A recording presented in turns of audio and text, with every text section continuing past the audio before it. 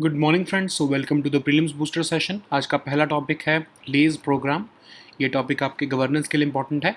तो आईआईटी बॉम्बे ने 2021 में एक लिबरल आर्ट्स प्रोग्राम लेज़ प्रोग्राम जो है वो शुरू किया था अंडर ग्रेजुएट स्टूडेंट्स के लिए। लेकिन इस प्रोग्राम में बहुत ज़्यादा जो है वो टेकर्स नहीं रहे हैं, तो इसीलिए इस प्रोग्राम के फ्यूचर को जो है वो थोड़ा एक तरह से डाउट हो रहा है। ठीक है, तो अगर हम देखें लेज़ प्रोग्राम जो है आईआईटी बॉम्बे में क्या था, तो रादर है तो liberal arts social sciences and engineering का ये प्रोग्राम है। एक one of its kind multidisciplinary programme है जो कि आईआईटी बॉम्बे ने 2021 में लॉन्च किया था। इससे जो है स्टूडेंट्स को एक चांस दिया जा रहा था कि वो अपने रिस्पेक्टिव इंजीनियरिंग डिपार्टमेंट से अपने फर्स्ट ईयर के बाद मूव आउट होकर अपनी डिग्री को कस्टमाइज़ कर सकें। ये एक तरह से बैचलर ऑफ साइंस की डिग्री थी, और आईआईटी बॉम्बे ने ये भी कहा था कि वो हर स्टूडेंट को एक फैकल्टी एडवाइज़र भी असाइन करेंगे, ताकि जो है वो अपने कोर्स वर्क या फिर अपने कोर्स को जो है आगे जो फ्यूचर है उसको डिसाइड कर सकें। अब इसके पीछे आइडिया क्या था? ग्रेटर फ्लेक्सिबिलिटी देना स्टूडेंट्स को, एक ऑल्टरनेटिव देना ताकि चॉइस बेस्ड एजुकेशन जो है वो स्टूडेंट्स ले सकें आईआईटी बॉम्बे में। न्यू एजुकेशन पॉलिसी को कॉम्प्लीमेंट करने के लिए ये विजन रखा गया था। अब जो है स्टूडेंट्स जो है वो फ्री थे एनरोल करने के लिए अदर डिपार्टमेंट्स में आईआईटी बॉम्बे में, लेकिन लेज़ प्रोग्राम के अंदर खासकर स्टूडेंट जो है वो कोई भी कोर्स एनी डिपार्टमेंट का आईआईटी बॉम्बे का वो ले सकते थे। स्टूडेंट्स जो हैं वो जो लेज़ प्रोग्राम में एडमिट होते थे उनको बैचलर ऑफ साइंस की डिग्री मिलती थी as against bachelor of engineering की, और स्टूडेंट्स जो हैं वो अपनी स्ट्रीम्स ऑफ इंजीनियरिंग से लेज़ प्रोग्राम में माइग्रेट हो सकते थे। लगभग 30 स्टूडेंट सिलेक्ट करने का ये प्रोग्राम था, लेकिन इसमें इतना ज़्यादा लोगों ने स्टूडेंट्स ने रादर इंथुजियाज़म नहीं दिखाया, और मिनिमम नंबर ऑफ़ स्टूडेंट्स भी इसमें कवर नहीं हो पाए हैं। क्यों नहीं हो पाए हैं? क्योंकि लोग जो है बैचलर ऑफ साइंस की डिग्री नहीं करना चाहते। रिस्क एवर्जन है उनकी किसी भी न्यू चीज़ को ट्राई करने के लिए। लिबरल आर्ट्स के कंसेप्ट को ही जो है वो एक तरह से डिसमिसल किया जा रहा है, तो इसलिए ये प्रोग्राम बहुत ज़्यादा लोगों को भाया नहीं है। ठीक है, नेक्स्ट हम टॉपिक देखते हैं ग्रेविटी बैटरी। ये टॉपिक आपके साइंस एंड टेक के लिए इंपॉर्टेंट है। तो कंट्रीज़ जो रिन्यूएबल एनर्जी कैपेसिटी एडिशन कर रही हैं उनके लिए ग्रेविटी बैटरीज एक बहुत बढ़िया बेट बन सकती है। तो पहले तो हम देखते हैं ग्रेविटी बैटरी होती क्या है। ये एक type of electricity storage device होता है जो कि ग्रेविटेशनल एनर्जी को स्टोर करता है। ठीक है, अब ग्रेविटी बैटरी कैसे वर्क करती है? एक्सेस एनर्जी को पोटेंशियल एनर्जी में, मतलब ग्रेविटेशनल पुल का इस्तेमाल करते हुए पोटेंशियल एनर्जी में जो है वो कन्वर्ट करती है, और इस पोटेंशियल एनर्जी को फिर इलेक्ट्रिसिटी में कन्वर्ट किया जाता है। तो मोस्ट कॉमन ग्रेविटी बैटरी जो है वो पम्प्ड स्टोरेज हाइड्रो इलेक्ट्रिसिटी में जो है यूज़ की जाती है। एक other form of gravity battery होती है जिसमें कि एक मास को लोअर किया जाता है, जैसे ब्लॉक ऑफ कंक्रीट लगा सकते हो आप। ठीक है, उससे जो है वो इलेक्ट्रिसिटी जनरेट की जाती है। तो total world capacity for pumped storage hydro electricity जो है वो लगभग 168 गीगावाट्स है लगभग। अब gravity based pumped storage electricity जो है वो currently largest form of grid energy storage बन चुकी है वर्ल्ड में। अगर हम देखें तो एनर्जी वॉल्ट नाम की एक स्विस कंपनी है, वो कैसे इसका इस्तेमाल कर रही है। वो 35 टन के ब्लॉक्स को एक top of the towering structure पर रखती है, खासकर तब जब इलेक्ट्रिसिटी डिमांड जब लो होती है, तो एक एलिवेटर जो है वो सरप्लस इलेक्ट्रिसिटी का यूज़ करते हुए इन ब्लॉक्स को ऊपर ले जाता है, स्ट्रक्चर के टॉप ऑफ द स्ट्रक्चर के ऊपर रख देता है। जब डिमांड इलेक्ट्रिसिटी की बढ़ती है तो ये ब्लॉक्स को धीरे धीरे नीचे लाया जाता है, और उससे जो काइनेटिक एनर्जी जनरेट होती है उससे मोटर रोटेट होती है और इलेक्ट्रिसिटी जनरेट की जाती है, और यही जो जनरेट की जाती है इलेक्ट्रिसिटी इसको ग्रिड में पंप बैक कर दिया जाता है। अब इसके एडवांटेजेस क्या हैं?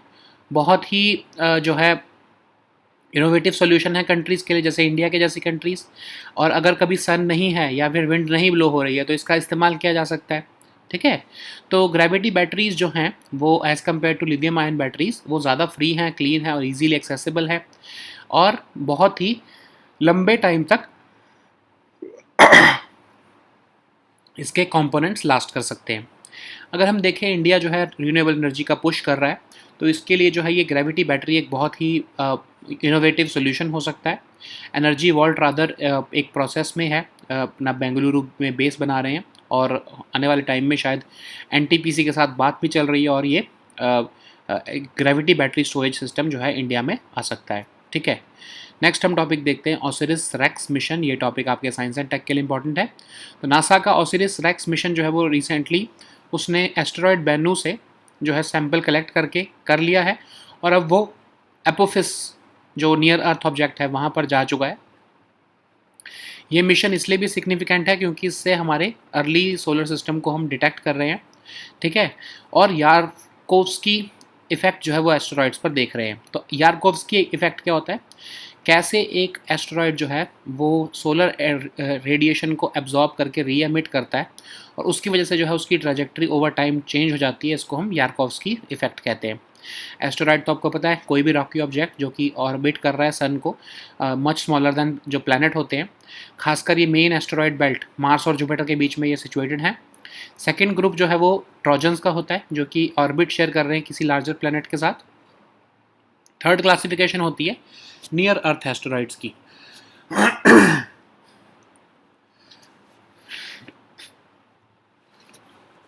इनको हम अर्थ क्रॉसर्स भी कहते हैं, खासकर जो अर्थ को क्रॉस कर जाते हैं, अर्थ के ऑर्बिट के पास से क्लोजली निकल जाते हैं, उनको हम अर्थ क्रॉसर्स कहते हैं। अब ओसिरिस रेक्स मिशन नासा का फर्स्ट मिशन है जो कि एक सैंपल रिटर्न करेगा एंशिएंट एस्टेरॉइड बेन्नू से और लगभग 60 ग्राम का सैंपल जो है वो अर्थ को डिलीवर किया जाएगा। बेन्नू एस्टेरॉइड जो है वो लगभग 200 मिलियन माइल्स अवे है अर्थ से। इसको नियर अर्थ ऑब्जेक्ट जो है वो क्लासीफाई किया गया है। अब कुछ इंपॉर्टेंट टर्मिनोलॉजिकल डिफरेंसेस हैं कॉमेट, मेस्टेरॉइड, मीटियोराइट, मीटियोर, इन सब के बीच में ये हम कई बार पढ़ चुके हैं, इसको आप खुद रीडिंग कर सकते हो। नेक्स्ट हम टॉपिक देखते हैं नोबेल प्राइज़ इन मेडिसिन। ये भी साइंस एंड टेक के लिए टॉपिक इंपॉर्टेंट है। 2023 का नोबेल प्राइज़ इन फिजियोलॉजी और मेडिसिन जो है वो साइंटिस्ट कैटलिन कारिको और ड्रू वेस्टमैन को जो है वो मिला है, जिन्होंने mRNA वैक्सीन अगेंस्ट कोविड के डेवलपमेंट में एक बहुत कंट्रीब्यूशन दिया है। तो ट्रेडिशनली आपको पता है वैक्सीन जो है वो डेड या वीकेंड वायरसेस के थ्रू ही बनाई जाती थी, लेकिन जो है टेक्नोलॉजी इवॉल्व हुई और पूरा वायरस यूज़ करने के बजाय सिर्फ वायरल का जेनेटिक कोड इस्तेमाल किया जाने लगा। क्योंकि कोविड-19 के टाइम पर वायरस वैक्सीन बनाने के लिए बहुत जल्दी थी, तो इतना टाइम नहीं था कि जो है वो पूरा का पूरा वायरस यूज़ किया जाए और उसके सेलुलर स्ट्रक्चर को जो है वो एमुलेट किया जाए। इसलिए mRNA टेक्नोलॉजी जो है वो एक बहुत ही इंपॉर्टेंट रोल उसने प्ले किया। अब जो है पूरा का पूरा इनएक्टिवेटेड वायरस बॉडी में डालने के बजाय mRNA जो है वो डिलीवर किया गया ताकि इम्यून सिस्टम से रिस्पॉन्स जनरेट किया जा सके। अब ये जेनेटिकली इंजीनियर्ड mRNA जो है ये सेल्स को इंस्ट्रक्ट करता था कि जो है एक पर्टिकुलर वायरस को जो है आपको फाइट करना है, ठीक है। उसी कंसेप्ट के ऊपर जो है ये mRNA वैक्सीन बनाई गई। नेक्स्ट हम टॉपिक देखते हैं मातंगिनी हजरा। ये टॉपिक आपके आर्ट एंड कल्चर के लिए इंपॉर्टेंट है। तो एक स्टॉन्च गांधीयन तमलुक बंगाल से अभी सितंबर 29 1942 को जो है वो मारी गई थी ब्रिटिश बुलेट्स से जब वो क्विट इंडिया मूवमेंट की मार्च कर रही थी। तो मातंगिनी हज़ारा एक रेवोल्यूशनरी लीडर थी जिन्होंने एक सिग्निफिकेंट रोल प्ले किया इंडिया की स्ट्रगल फॉर इंडिपेंडेंस में। वो गांधी जी के बिलीफ से इन्फ्लुएंस थी। Civil disobedience movement, non cooperation movement, सब में उन्होंने पार्टिसिपेट किया। क्विट इंडिया मूवमेंट के टाइम पर ब्रिटिश बुलेट से उनकी जो है वो जान चली गई थी at the age of 73। First women revolutionary थी जिनका स्टैचू इरेक्ट किया गया कोलकाता मैदान में 1977 में। नेक्स्ट हम टॉपिक देखते हैं UNTOC। ये टॉपिक आपके इंटरनेशनल रिलेशंस के लिए इंपॉर्टेंट है। तो union minister of state for home affairs जो है वो 2 डे कॉन्फ्रेंस पैलोर्मो इटली में जो है वो अटेंड करने गए हैं। 20th एनिवर्सरी को मार्क किया जा रहा है United Nations convention against transnational organised crime. तो ये कन्वेंशन एक लीगली बाइंडिंग कन्वेंशन है जो साल 2003 में जो है वो इन्फोर्स हुआ। इसको पैलेर्मो कन्वेंशन भी कहा जाता है क्योंकि उसी सिटी में जो है इटली की वहीं पर इसको बनाया गया था। तो ये basically human trafficking, migrant smuggling, illicit fire arms trafficking, इसके लिए जो है ये कॉम्प्रिहेंसिव ट्रीटी है एक तरह से। इंडिया का जो CBI है वो इसमें नोडल अथॉरिटी है इंडिया की तरफ से। नेक्स्ट हम टॉपिक देखते हैं कारमान लाइन। ये टॉपिक आपके साइंस एंड टेक के लिए इंपॉर्टेंट है। तो बाउंड्रीज जो हैं वो बहुत इंपॉर्टेंट रोल प्ले करती हैं साइंस में, जिससे की वजह से हमको पता लगता है कि थिंग्स के बीच में हम डिफरेंशिएट कर पाते हैं। अदरवाइज़ ऐसी थिंग्स जो हैं जो खासकर ब्लेंड हो रही होती हैं इकट्ठे। खासकर अगर हम देखें तो ये कारमान लाइन हमारी एक इमेजिनरी लाइन है जो कि अर्थ के एटमॉस्फेयर को स्पेस से डिफरेंशिएट करती है। ठीक है, लगभग 100 किलोमीटर अबव सी लेवल ये लोकेटेड है। 1960s में इस लाइन को जो है वो डिसाइड किया गया था। कोई सिग्निफिकेंट डिफरेंस तो नहीं होता उस 100 किलोमीटर बाउंड्री के बीच में, बस एक ये बाउंड्री जो है वो डिसाइड कर ली गई है अर्थ के एटमॉस्फेयर और स्पेस के बीच में। तो इसमें होता क्या फ़र्क, अगर ये बाउंड्री जो है कारमन लाइन, इसके बियॉन्ड जो है कोई भी एयरक्राफ्ट फ्लाई नहीं कर सकता, ट्रेडिशनल एयरक्राफ्ट। ठीक है, नेक्स्ट हम टॉपिक देखते हैं अस्त्रा मिसाइल। ये टॉपिक आपके सिक्योरिटी के लिए इंपॉर्टेंट है। तो इंडियन एयरफोर्स ने 2 कॉन्ट्रैक्ट्स दिए हैं भारत डायनामिक्स लिमिटेड को indigenous Astra beyond visual range air to air missile बनाने के लिए। तो ये एक beyond visual range air to air missile है। सुपरसोनिक एरियल टारगेट्स को जो है ये एंगेज कर सकता है। लगभग 100 किलोमीटर की इसकी रेंज है और DRDO की लैब्स ने इसको बनाया है। ठीक है, so now let us see all these topics in English. So the first topic is LAYS program. This topic is important for your governance section. So in 2021, IIT Bombay had announced a liberal arts program called LAYS for its undergraduate students who were admitted via JEE Advanced. So this program has not found any enough takers to begin operations. So LAYS stands for Liberal Arts, Social Sciences and Engineering, and it was one of its kind multidisciplinary program which was launched by IIT Bombay in 2021, and it provided opportunity to undergraduate students to move out of the respective engineering departments at the end of first year and customize their degrees as per their interest. So LAYS would graduate, a LAYS graduate would go ahead with Bachelor of Science degree, and institute had also promised that they would be assigning each student with a faculty advisor to help them choose their and customize their coursework. So the idea behind this program was to give greater flexibility to students and to provide an alternative to choice based education to any student at IIT Bombay. So it was in consonance with the new education policy also. So students are generally free to enroll in courses from other departments at IIT Bombay earlier also, but under LAYS specifically, a student could take any number of courses from any department at IIT Bombay. A student admitted to this program would graduate with a Bachelor of Science degree. So students who could also migrate to LAYS from the respective streams of engineering, and the program was to select about 30 students, okay, who would then take up courses from different departments at IIT Bombay. This program has not met with much enthusiasm because there were apprehensions regarding Bachelor of Science degree instead of BTech degree, and people are generally this is human nature that people are risk averse to trying something new. People have dismissed liberal arts as a concept altogether. Okay, that's why there are not enough students to enroll in LAYS program. So the next topic is gravity battery. This topic is important for your science and tech section. So because countries are stepping up renewable energy capacity addition, the gravity batteries can emerge as the best bet in solving renewable energy's biggest problem, that is intermittency. So what is a gravity battery? Gravity battery is basically a type of electricity storage device which stores gravitational energy. It works by using excess energy to raise a mass to generate gravitational potential energy, which would then be converted into electricity. So another form of gravity the most common form of gravity battery is used in pumped storage hydroelectricity, where water is pumped to higher elevations to store energy, and then it is released through water turbines to generate electricity. Okay, we all know about that. Another one is once this gravity battery lowers a mass, and it uses a block of concrete to generate electricity. So gravity based pump storage electricity is already the largest form of grid energy storage in the world. But we have now this company, a Swiss company founded in 2017 called Energy Vault, which is using this 35-ton blocks made of composite material at the top of a towering structure. When the electricity demand is low, then the elevator is using surplus electricity from the grid to raise these blocks and line them up at the top of the structure.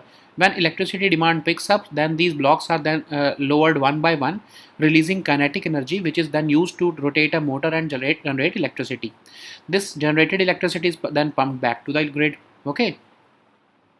So this is an innovative solution for countries including India, and it would facilitate the shift to a circular economy. So gravity battery is free, clean, and easily accessible, and the components of this gravity systems would last much longer than any lithium ion battery. As India is preparing for a renewable push, of course, gravity battery systems could help us in this regard. And Energy Vault is already in the process of establishing a base in Bengaluru, and it is in talks with companies like NTPC to start its operations.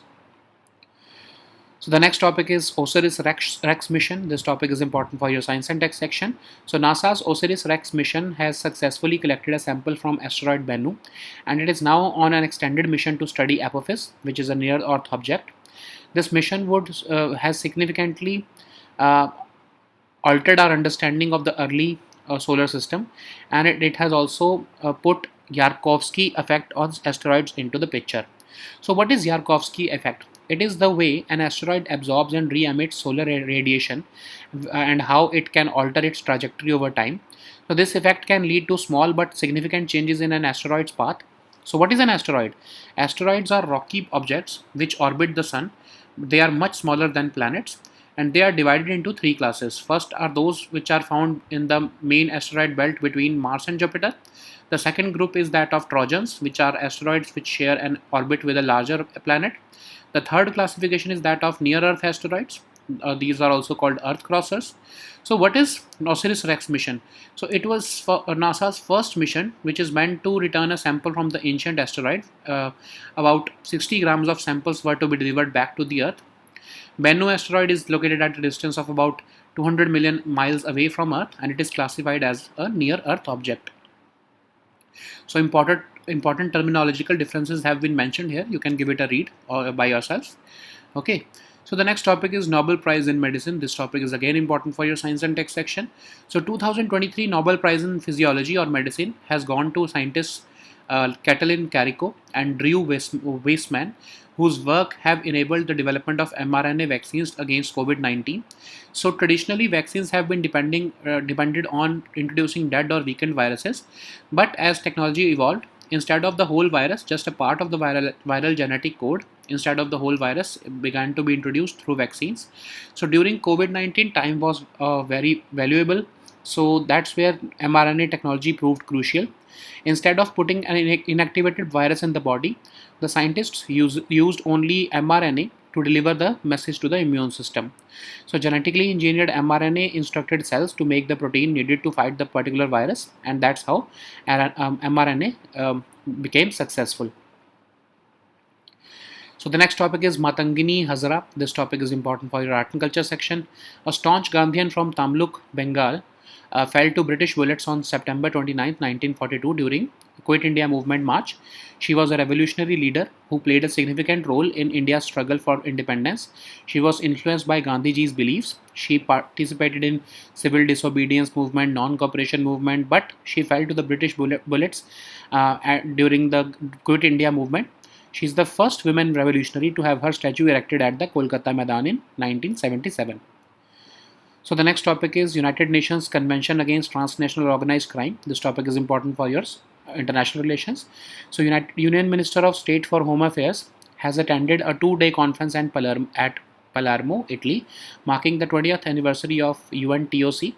So this is a legally binding instrument which was adopted by UN General Assembly in 2000, and it got enforced in 2003, and it is also referred to as the Palermo Convention, which is named after the city where it was adopted in 2000, the year 2000.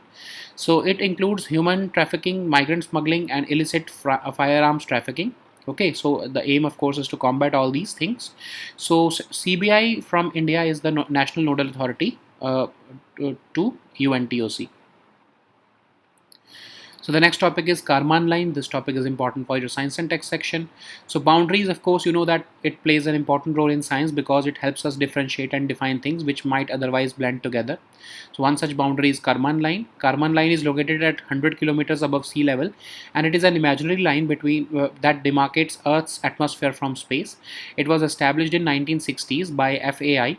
There is of course no significant difference in the pressure or composition of air around this boundary, but it is just an artificial boundary which roughly marks the space or altitude beyond which a traditional aircraft cannot fly. So the next topic is Astra missile. This topic is important for your security section. So Indian Air Force has placed 2 contracts with Bharat Dynamics Limited for the indigenous Astra Beyond Visual Range air-to-air missile, and the first batch is expected to be inducted by the end of 2023. So it's an indigenous Beyond Visual Range air-to-air missile. It has highly maneuvering. It has the capability to engage and destroy highly maneuvering supersonic aerial targets, and its range is about 100 kilometers, and it has been designed and developed by DRDO's labs. Okay, so these were our topics for today. We'll meet next time with new topics. Until then, goodbye and take care.